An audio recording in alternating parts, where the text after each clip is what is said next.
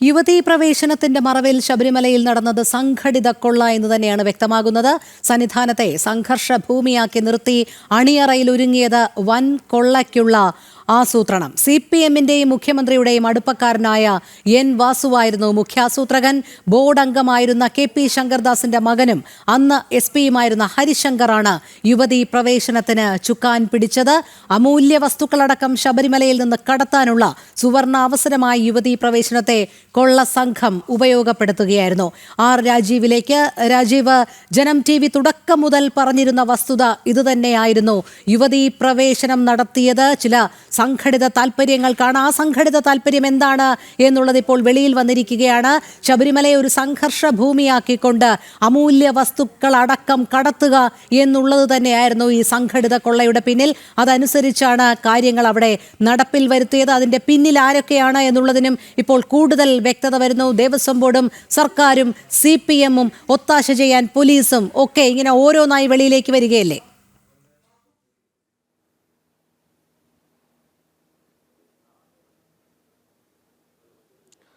തീർച്ചയായും രോഹിണി, അല്പസമയം മുമ്പ് നന്ദനാചാരി പറഞ്ഞ കാര്യത്തിൽ തന്നെ അത് വ്യക്തമാണ്. കാരണം ഈ കഥകിൻ്റെ അളവെടുക്കാൻ വേണ്ടി നന്ദനാചാരി അവിടെ ശബരിമലയിലേക്ക് ചെല്ലുന്നുണ്ട്. ആ സമയമാണ് നമ്മൾ ഏറ്റവും പ്രധാനമായും ചിന്തിക്കേണ്ടത്. 2019 ഫെബ്രുവരിയിലാണ് ഇതുമായി ബന്ധപ്പെട്ട ഉത്തരവ് ആദ്യം പുറത്തിറക്കുന്നത്. മാത്രമല്ല അതുമായി ബന്ധപ്പെട്ട നടപടികൾ തുടങ്ങുന്നത് 2018 അവസാനമാണ്. ആ സമയത്ത് ശബരിമലയുടെ ഒരു സാഹചര്യം നമുക്കറിയാം. വലിയ രീതിയിലുള്ള പോലീസ് സുരക്ഷ അവിടെയുണ്ട്, വലിയ പോലീസ് വിന്യാസമാണ്. അവിടേക്ക് മറ്റാർക്കും കടന്നു ചെല്ലാൻ പോലും കഴിയാത്ത സാഹചര്യം നിലനിൽക്കുന്നു. ഹൈന്ദവ സംഘടനാ നേതാക്കൾ ഉൾപ്പെടെ ശബരിമലയിലേക്ക് എത്താൻ ശ്രമിച്ചപ്പോഴുണ്ടായ അനുഭവം നമുക്ക് അറിയാം.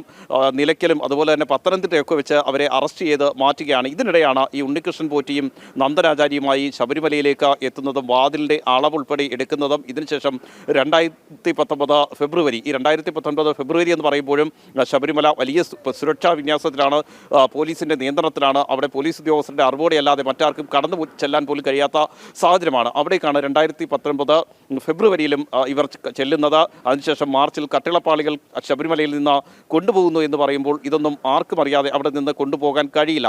ഇക്കാര്യം തന്നെയാണ് വളരെ വ്യക്തമായി ഹൈക്കോടതിയും ചൂണ്ടിക്കാണിച്ചിരിക്കുന്നത്. ഉന്നത തലത്തിലുള്ള ഗൂഢാലോചന നേരത്തെ തന്നെ ഈ വിഷയത്തിൽ നടന്നിരിക്കുന്നു. അതായത് 2018 മുതൽ തന്നെ ശബരിമലയിൽ നിന്ന് സ്വർണം കടത്താനുള്ള ഗൂഢാലോചന നടന്നിരിക്കുന്നു.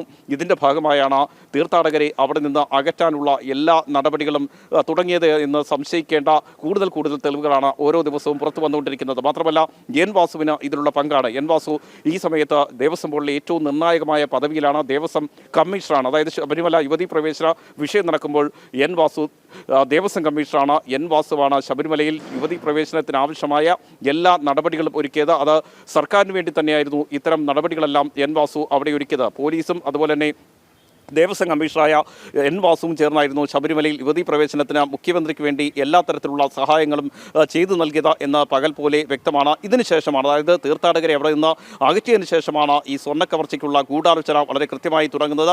2018 അവസാനം ഇത്തരത്തിൽ ഗൂഢാലോചന തുടങ്ങുന്നു. 2019 ഫെബ്രുവരിയിൽ അവിടെ നിന്ന് സ്വർണം കടത്താനുള്ള എല്ലാ തരത്തിലുള്ള ഉത്തരവുകളും തയ്യാറാക്കുന്നു. അതിനുശേഷം ഈ സ്വർണം ചെമ്പെന്ന് രേഖപ്പെടുത്തിക്കൊണ്ട് ഉത്തരവ് പുറത്തിറങ്ങുന്നു. അതിനുശേഷം 2019 മാർച്ചിൽ സ്വർണ്ണപ്പാളികൾ അവിടെ നിന്ന് കൊണ്ടുപോവുകയാണ്. ചെമ്പെന്ന് ദേവസ്വം ബോർഡിൻ്റെ രേഖകളിൽ എഴുതിയതിനു ശേഷമാണ് അവിടെ നിന്ന് ഇവ കൊണ്ടുപോകുന്നത്. അന്ന് ദേവസ്വം ബോർഡ് പ്രസിഡന്റായിരുന്ന A. പത്മകുമാർ ഉൾപ്പെടെയുള്ളവർക്കും ഇതിനെക്കുറിച്ച് വളരെ കൃത്യമായി അറിവുണ്ടായിരുന്നു. ഇനി പത്മകുമാറിനെ മാറ്റി നിർത്തിയാൽ എൻ വാസു വർഷങ്ങളോളം ശബരിമലയിൽ നിർണായക ചുമതലയിലിരുന്ന വ്യക്തിയാണ്. 2 തവണ ദേവസ്വം കമ്മീഷണറായിരുന്ന വ്യക്തിയാണ്. ആ വ്യക്തിയുടെ അറിവോടുകൂടി തന്നെയാണ് ഇത് സ്വർണം കൊണ്ടുപോകുന്നത്. കാരണം 1988 വിജയ് മല്യ ഈ ശ്രീകോവിലിൽ ഉൾപ്പെടെ സ്വർണം പൊതിഞ്ഞു എന്ന് വളരെ കൃത്യമായി അറിയാവുന്ന വ്യക്തിയാണ് എൻ വാസു. എന്നിട്ടും അവിടെ നിന്ന് ഈ സ്വർണം കൊണ്ടുപോകുമ്പോൾ ചെമ്പെന്ന് രേഖപ്പെടുത്തുമ്പോൾ വാസു എതിര് ഒന്നും പറഞ്ഞില്ല എന്ന വസ്തുത നിലനിൽക്കുന്നുണ്ട്. ഇതിന് കാരണം എന്ന് പറയുന്നത് വളരെ കൃത്യമായ ആസൂത്രിതമായ ഗൂഢാലോചന ഈ വിഷയത്തിൽ നടന്നു എന്ന് തന്നെയാണ്. മാത്രമല്ല ഈ സ്വർണ്ണപ്പാളികൾ കൊണ്ടുപോയതിന് ശേഷം, അതായത് ചെമ്പെന്ന് രേഖപ്പെടുത്തി കൊണ്ടുപോയതിന് ശേഷവും ഇത് വലിയ വിവാദങ്ങളാകാൻ സാധ്യതയുണ്ട് എന്ന തരത്തിലുള്ള കണ്ടെത്തലുണ്ടായപ്പോഴും തനിക്കൊന്നും അറിയില്ല എന്ന് പറഞ്ഞ് ഒഴിയാനായിരുന്നു എൻ വാസു ശ്രമിച്ചത്. എന്നാൽ ഇനിയും അങ്ങനെ ഒഴിഞ്ഞു മാറാൻ കഴിയില്ല. കാരണം 2019 ഈ കട്ടിളപ്പാളികൾ കൊണ്ടുപോകുന്ന സമയത്ത് ദേവസ്വം കമ്മീഷണറായിരുന്ന എൻ വാസു ആ സമയത്ത് സമയത്ത് ശബരിമല എക്സിക്യൂട്ടീവ് ഓഫീസറായിരുന്ന സുധീഷ് കുമാർ. ഈ സുധീഷ് കുമാറിനെയാണ് നിലവിൽ അറസ്റ്റ് ചെയ്തിരിക്കുന്നത്. ഇതിനുശേഷം വീണ്ടും ദേവസ്വം ബോർഡ് പ്രസിഡന്റായി എൻ വാസു എത്തുന്നു.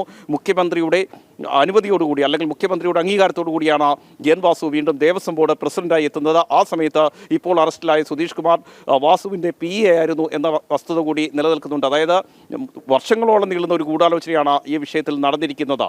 2018 മുതൽ ഇങ്ങോട്ട് തുടങ്ങിയ ഗൂഢാലോചന. ആ ഗൂഢാലോചനയിൽ പങ്കാളികളായിരിക്കുന്നത് അതിൽ 1 എൻ വാസുവാണ്, 2 സുധീഷ് കുമാറാണ്, 3 മുരാരി ബാബു തുടങ്ങി ഇങ്ങോട്ടുള്ള ഉദ്യോഗസ്ഥരാണ്. ഇതിനൊപ്പം തന്നെ A പത്മകുമാർ ഉൾപ്പെടെയുള്ള ദേവസ്വം ബോർഡ് അംഗങ്ങളാണ്. ഇത്തരത്തിൽ വലിയൊരു ഗൂഢാലോചന നടക്കുമ്പോൾ അവിടെ വീണ്ടും 2019 ശേഷം 7 മാസത്തിന് ശേഷം ദേവസ്വം ബോർഡ് പ്രസിഡന്റായി എൻ വാസു വരികയാണ്. ആ സമയത്ത് ഇതേ സുധീഷ് കുമാർ തന്നെ വാസുവിൻ്റെ PA ആയി എത്തുന്നു എന്നതാണ് ഏറ്റവും പ്രധാനപ്പെട്ട മറ്റൊരു കാര്യം. മാത്രമല്ല ഉണ്ണികൃഷ്ണൻ പോറ്റി ഇതിനുശേഷം എൻ വാസുവിന് അയക്കുന്ന ഇമെയിൽ അതും വളരെ നിർണായകമാണ്. അതിൽ ചോദിക്കുന്ന അനുസരിച്ചാണെങ്കിൽ ഒരു സാധു പെൺകുട്ടിയുടെ വിവാഹം നടത്തുന്നതിന് വേണ്ടി സ്വർണ്ണം പൂശിയതിനു ശേഷം ബാക്കി വന്ന സ്വർണ്ണം ഉപയോഗിച്ചുകൂടെ എന്നാണ് ചോദിക്കുന്നത്. അതും ഒരു ഗൂഢാലോചനയുടെ ഭാഗമായി തന്നെ ഈ ഘട്ടത്തിൽ സംശയിക്കേണ്ടിയിരിക്കുന്നു. പിന്നീട് ഇങ്ങോട്ട് വന്ന ദേവസ്വം ബോർഡുകൾക്കും ഇതിൽ നിന്ന് ഒഴിഞ്ഞു മാറാൻ കഴിയില്ല. ഹൈക്കോടതിയും ചൂണ്ടിക്കാണിച്ചിരിക്കുന്നത് ഇത് തന്നെയാണ്. അതായത് ഏതൊക്കെ തരത്തിൽ ഉണ്ണികൃഷ്ണൻ പോറ്റി അവിടെ നിന്ന് സ്വർണ്ണം കടത്താൻ ശ്രമിച്ചിട്ടുണ്ടോ ആ സമയത്ത് രേഖകളിലൊക്കെ കൃത്രിമത്വം നടന്നിട്ടുണ്ട്, കാണിച്ചിട്ടുണ്ട്, മിനിറ്റ്സ് തിരുത്തിയിട്ടുണ്ട്. മിനിറ്റ്സ് രേഖപ്പെടുത്താതെയാണ് ഓരോ നടപടിക്രമങ്ങളും പിന്നീട് ഇങ്ങോട്ട് വന്നിരിക്കുന്നത്. മാത്രമല്ല 2025 എത്തുമ്പോൾ 2019 കഴിഞ്ഞ് 2025 എത്തുമ്പോൾ വീണ്ടും സ്വർണ്ണം കൊണ്ടുപോകാനുള്ള ഈ സ്വർണ്ണപ്പാലി കൊണ്ടുപോകാനുള്ള തീരുമാനത്തിലേക്ക് എത്തുന്നു. 2024 മുതൽ ഇതിനുള്ള ഗൂഢാലോചന തുടങ്ങുന്നു. 2024 സ്മാർട്ട് ക്രിയേഷൻസ് വീണ്ടും ഒരു കത്തയക്കുന്നത്. അതിനുശേഷം ഈ ചെമ്പ് പാളികൾ, അതായത് നേരത്തെ സ്വർണ്ണമായിരുന്നു അതിനെ ചെമ്പാക്കി മാറ്റി ആ ചെമ്പ് പാളികൾ വീണ്ടും സ്വർണ്ണം പൂശുന്നതിന് വേണ്ടി ചെന്നൈയിലേക്ക് കൊടുത്തുവിടുന്നതിന് വേണ്ടിയായിരുന്നു ഇത്തരമൊരു നീക്കം നടത്തിയത്. കാരണം അല്ലെങ്കിൽ 2024 തന്നെ ഇതിലെ വസ്തുത പുറത്തു വരുമായിരുന്നു, ചെമ്പ് തെളിയുമായിരുന്നു. ആ ചെമ്പ് തെളിഞ്ഞു തുടങ്ങിയപ്പോൾ തന്നെയാണ് വീണ്ടും ഒരു ഗൂഢാലോചനയുടെ ഭാഗമായി 2025 സ്മാർട്ട് ക്രിയേഷൻസിലേക്ക് ഇത് എത്തിക്കുന്നത്. ഹൈക്കോടതി ചൂണ്ടിക്കാണിച്ചിരിക്കുന്നത് ഇത് തന്നെയാണ്. അതായത് എൻ വാസുവിലോ അല്ലെങ്കിൽ ഇപ്പോൾ അറസ്റ്റിലായ ഉദ്യോഗസ്ഥരിലോ മാത്രം ഒതുങ്ങുന്ന അല്ല ഇത്. അന്നത്തെ ദേവസ്വം ബോർഡ് പ്രസിഡന്റ് മുതൽ ഇപ്പോഴത്തെ ദേവസ്വം ബോർഡ് പ്രസിഡന്റ് ഈ ഗൂഢാലോചനയിൽ വളരെ കൃത്യമായി പങ്കാളികളാകുന്നു. വ്യാപകമായി തന്നെ ശബരിമലയിൽ നിന്ന് സ്വർണം കടത്താനുള്ള എല്ലാ നീക്കങ്ങളുമാണ് 2018 മുതൽ ഇങ്ങോട്ട് നടന്നിരുന്നത്. അതിന് ശബരിമല യുവതീ പ്രവേശന വിഷയത്തെ സർക്കാരും അതുപോലെ തന്നെ ഈ ദേവസ്വം ബോർഡും ഉൾപ്പെടെ ആയുധമാക്കി മാറ്റി, മറയാക്കി മാറ്റി എന്നതാണ് ഏറ്റവും പ്രധാനപ്പെട്ട ഒരു കാര്യം. രോഹിണി. ശരി രാജീവ്, എന്തായാലും ശബരിമലയിൽ നടന്നത് ഒരു സംഘടിത കൊള്ള തന്നെയായിരുന്നു എന്ന് തന്നെയാണ് വ്യക്തമാകുന്നത്. യുവതീ പ്രവേശനം അതിനവർ ഉപയോഗിക്കുകയായിരുന്നു. യുവതീ പ്രവേശനത്തിന്റെ മറവിലാണ് ഈ സംഘടിത കൊള്ള അവർ നടപ്പിൽ വരുത്തിയതും.